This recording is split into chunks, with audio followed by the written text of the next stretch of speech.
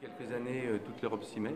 Ça fait un moment que ça se passait au niveau national et encore plus longtemps que ça se passait au niveau réunionnais parce qu'il existe un état d'esprit ici qui est propice justement à la réflexion sur le développement durable. D'une part parce qu'on est sur une île, qu'elle est magnifique mais qu'elle est très vulnérable et donc il y a beaucoup d'initiatives qui sont prises pour essayer de protéger cette île et de protéger plus loin la planète.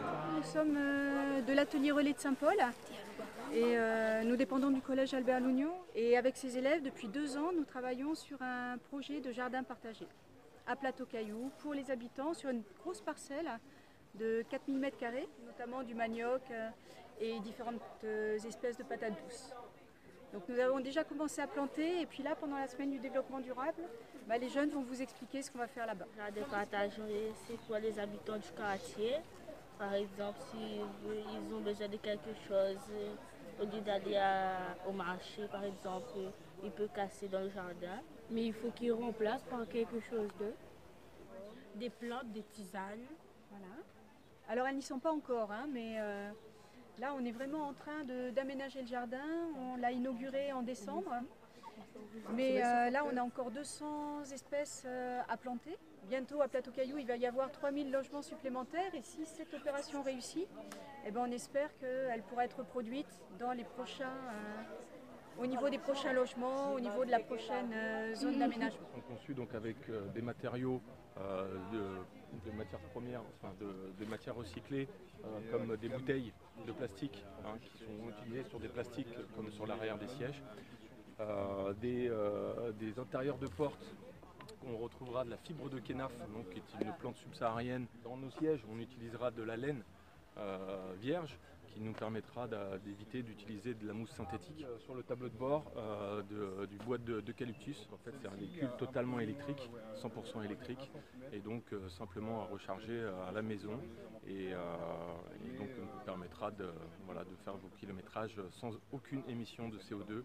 90% de nos déchets bureautiques c'est du papier, donc la bonne action et le bon geste c'est de l'isoler de la corbeille traditionnelle. Parce que la corbeille traditionnelle, elle reçoit la peau de banane, elle reçoit le reste de carie, et malheureusement termine trop à l'enfouissement, et ça annule un peu la revalorisation. Justement, notre client Valorisalie a installé une machine à côté du snack bar de Aquanor.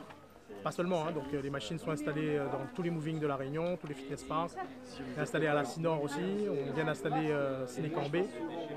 On va installer l'université et une station-service. Le principe de la machine, c'est de récompenser les gestes éco-responsables. À chaque fois que quelqu'un va déposer un déchet dans la machine, elle va être récompensée. Donc soit par un coupon de réduction, soit par, là actuellement c'est des places de cinéma. Elle va en fait être récompensée parce que ce n'est pas vraiment un déchet en fait. Ce sont des vraies ressources, sauf que par facilité, actuellement on préfère les enterrer et très peu les trier, alors qu'il y a une réelle opportunité de réutiliser ces matières. Et donc de moins polluer et de moins saturer les sols avec des matières qui prennent beaucoup de temps à se dégrader.